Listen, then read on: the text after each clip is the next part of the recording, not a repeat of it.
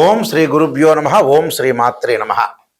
August 11వ తారీఖు నుంచి 20వ తారీఖు వరకు కూడా 10 రోజుల పాటు గోచార పరంగా వివిధ రాశులకు ఏ విధంగా ఉందో తెలుసుకుందాం. తెలుసుకునే ముందు గ్రహగమన గతులు ఎక్కడ సంచరిస్తున్నాయో తెలుసుకుందాం.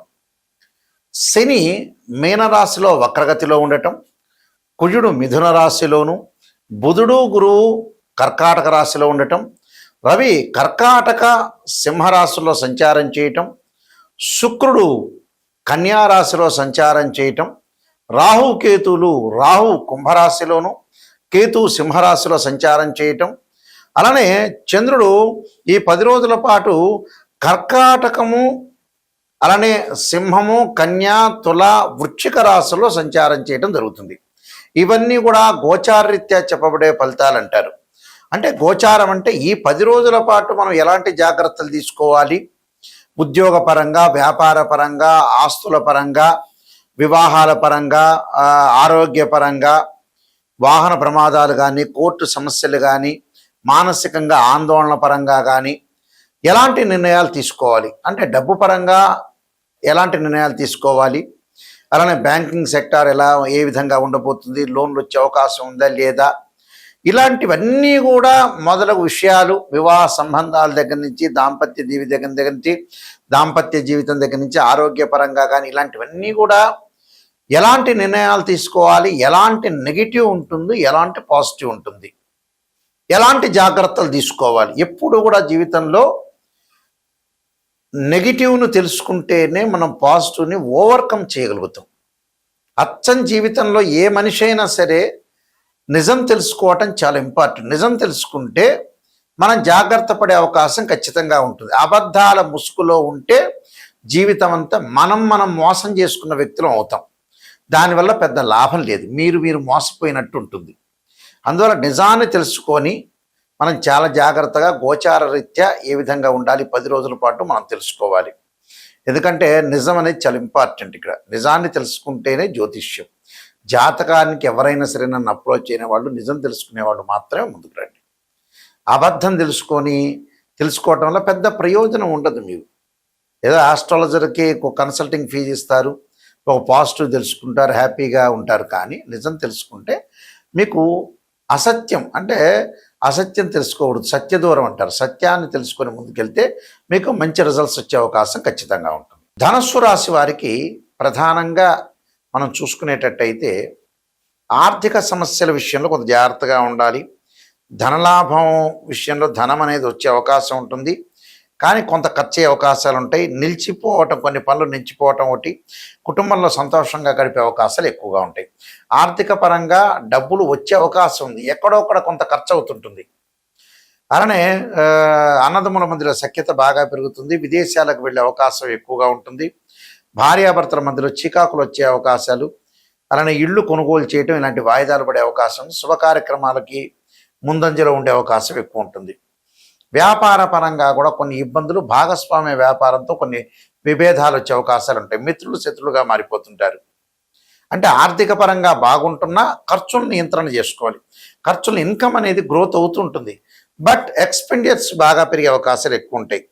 అంటే ఆలోచన సరళి కూడా బాగా పెరుగుతుంది. లైఫ్ని ఎలా ఎన్హాన్స్ చేసుకోవాలి, ఎలాగా మనం ముందుకు వెళ్ళాలని ఆలోచన సరళి కూడా బాగా పెరిగే అవకాశాలు ఎక్కువ ఉంటాయి. వృత్తి వ్యాపారంలో కొద్దిగా జాగ్రత్తగా ఉండాలి, రుణ బాధలు లేకుండా చూసుకోవాలి. అలానే వీళ్ళు చేయాల్సిన లక్ష్మీ హృదయ స్తోత్ర పాలనం చేయాలి.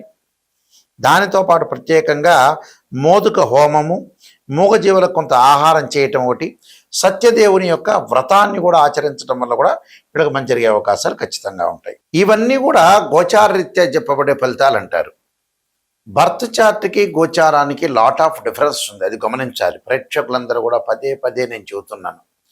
గోచారం అంటే ఏంటంటే ఈ 10 రోజుల పాటు ఏం జరుగుతుంది అని చెప్పేదే గోచారం.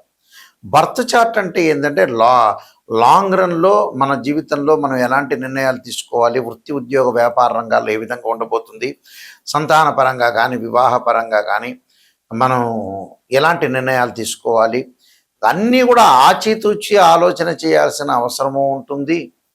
అది నెగిటివ్ పాజిటివ్ రెండు కూడా తెలుసుకోవాల్సిన అవసరం కూడా ఉంటుంది. అయితే వీళ్ళు చేయాల్సిన కొన్ని పరిహారాల్లో ముఖ్యంగా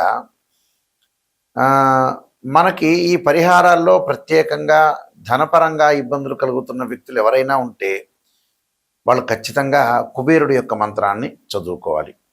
ఓం యక్షాయ కుబేరాయ వైశ్రవణాయ ధనధాన్యాధిపతే ధనం ధాన్య సమృద్ధిమే దేహి మీద ఆపైస్వ అనే మంత్రాన్ని, అలానే వివాహం కానీ స్త్రీ పురుషులు ఎవరైతే ఉంటారో స్త్రీలు ముఖ్యంగా వరపాస్పదాస్త్ర రుద్రాభిషేకం, అఘోర గౌరీ పాస్పదాస్త్ర రుద్రాభిషేకం చేయాలి. అబ్బాయిలు అయితే కన్యాపాస్పదాస్త్ర రుద్రాభిషేకం. పనులలో ఆలస్యం జరుగుతుంది అనే వ్యక్తులు ఖచ్చితంగా వాళ్ళ జాతకంలో పునర్భవ దోషం ఉందా లేదా చూసుకోవాలి. ఫైనాన్షియల్ పరంగా ఆర్థిక స్థితిగతులు ఏ విధంగా ఉండబోతున్నాయి, అసలు ఆర్థిక పరంగా ఇబ్బందులు కలుగుతున్నాయంటే జాతకంలో గురుచండాల యుగ దోషం ఉండొచ్చు. అసలు ఏ దోషాలు ఉన్నాయి అనేది మనం తెలుసుకోవాలి ఖచ్చితంగా.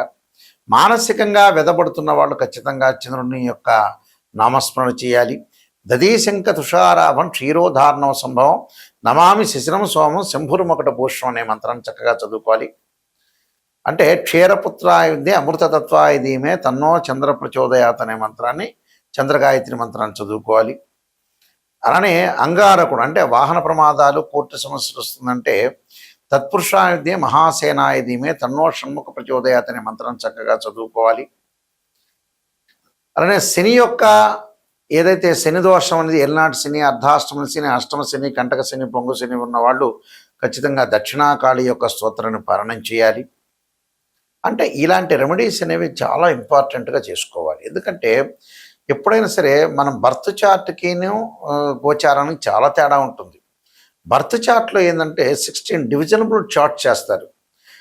అంటే D16 చార్ట్స్ అంటారు. అంటే D1 అంటే రాశిచక్రం అని, D9 అంటే నవాంశం అని, అలాగే భావచక్రాలు, దశమాంశ చక్రాలు, సప్తమాంశ చక్రాలని డివిజనబుల్ మ్యాథమెటికల్ క్యాలిక్యులేషన్ వేసి డివిజనబుల్ చార్ట్స్ చేసి జాతకాన్ని ఎలా ఉండబోతుంది అనేది మనం చూసుకొని నిర్ణయం చేసుకోవాలి.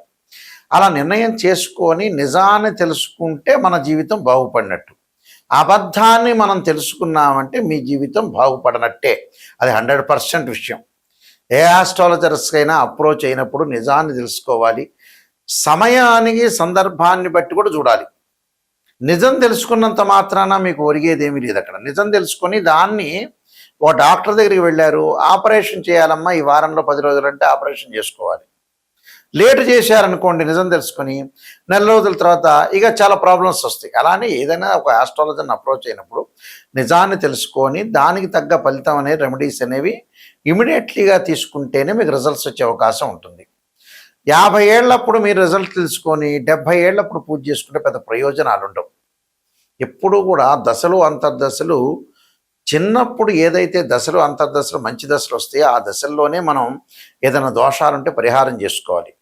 60 ఏళ్ళు 70 ఏళ్ళు రాగానే ఆ దశలు అంతర్దశలు కూడా ఆ మనిషి మీద అప్లై కావు. అంటే అంత పర్ఫెక్ట్గా అక్కడ పాజిటివ్ ఇవ్వవు. అంటే శరీరంలో బాడీ ఎలా ఉంటుంది, కొన్నాళ్ళ తర్వాత వీక్ అయిపోతుంది కదా. అలానే ఆ దశలన్నీ కూడా మంచి దశలన్నీ కూడా చిన్నప్పుడు వెళ్ళిపోతుంటాయి. లాస్ట్లో ఉండేటప్పుడు ఆ దశలు అనేవి చెడు దశలు వచ్చే అవకాశాలు ఎక్కువగా ఉంటాయి. కాబట్టి అది గమనించాలి. అసలు లగ్నం నుంచి ఏ దశలు కలిసి వస్తాయి, ఏ దశలు కలిసి రావు, మనకి ఎన్ని రోజుల పాటు మనం డబ్బులు సంపాదించగలుగుతాం, ఎర్నింగ్ చేయగలుగుతామని నిజం తెలుసుకోవాలి. అక్కడ ఒక అమ్మాయికి వివాహము, అబ్బాయికి వివాహం కాలేదంటే రాశిచక్రము, నవాంశం, భావచక్రం, దశలు అంతర్దశలు తెలుసుకోవాలి. గోచారం ఏంటంటే చాలామంది కూడా గోచారం అంటే ఏంటంటే జస్ట్ ఆ 10 రోజుల్లో, నెల రోజుల్లో, ఆ వారం రోజుల్లో మనం తీసుకోవాల్సిన నిర్ణయాలు మాత్రమే. ఎప్పుడు అవి లాంగ్ రన్లో పనిచేయవు. ఇప్పుడు 10 రోజుల ఫలితాలు చెబుతున్నాయి, 10 రోజుల వరకే. అంతేగాని లాంగ్ రన్లో పనిచేసేవి ఏంటంటే నాటల్ చార్ట్, బర్త్ చార్ట్ అంటారు. అది తెలుసుకోండి, నిజాన్ని తెలుసుకోండి. అబద్ధాల ముసుగులో ఉంటే వేస్ట్ జాతకం చెప్పించుకోవడం కూడా. నేను అంత ఓపెన్గా చెప్పే మనిషిని, ఎందుకంటే మేము వంశపారంపర్యంగా చెప్పే మనుషులం. మా నాన్నగారు కూడా పెద్ద సిద్ధాంతి. అందువల్ల ఏమిటనంటే ఇవన్నీ తెలుసుకోవాలి, నిజాన్ని తెలుసుకోవాలి. స్త్రీయ లోపం పెరుగుట పెద్ద విద్య, లోపమెరిగిన వాడే పూర్ణుడవుతాడట. మనలో లోపాలని మనం సవరణ చేసుకుంటే 100% కంప్లీట్ మ్యాన్ అవుతాడు.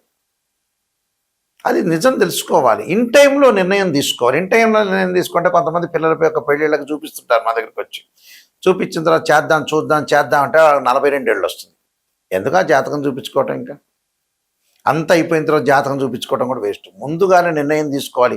భగవంతుడు ఒక జ్ఞానం ఇచ్చాడండి. వాస్తవంగా ఎలాంటి జ్ఞానం అంటే తొందరగా ఇన్ టైంలో నిర్ణయం తీసుకోవాలి. అంత సమయస్ఫూర్తి, తొందరగా పెళ్ళిళ్ళు చేయటం, డబ్బులు సంపాదించుకోవటం, ఆరోగ్యపరంగా ఇబ్బందులు లేకుండా ఇలాంటివన్నీ కూడా తొందరగా నిర్ణయం తీసుకోవాల్సిన అవసరమే. ఎప్పుడో 40 ఏళ్ళకి 50 ఏళ్ళు వచ్చి మా అబ్బాయి పెళ్లి చేయటం, ఈ లోపలంతా టైం అంతా వేస్ట్ చేసుకోవటం. Don't waste your time. ఇలాంటివన్నీ కూడా ఇదే అసలు మెయిన్ రోలు. నేను చెప్పే విషయమే మెయిన్ రోల్ 100%కి. ఇక దీనికి అసలు క్యాల్కులేషన్ లేదు నేను చెప్పే విషయానికి. అందువల్ల చాలా జాగ్రత్తగా తొందరగా సెటిల్ కావాలి మనిషి. తర్వాత రోజులు లేవు. 500 సంవత్సరాలు బతికేది ఏమీ లేదు ఇక్కడ. అందువల్ల ఇలాంటి నిర్ణయాలు చాలా జాగ్రత్త. నేను చెప్పే ప్రతి విషయం కూడా అక్షర సత్యం. పేపర్లో హెడ్లైన్లో వేయాల్సిన అక్షర సత్యాలు చెబుతాను.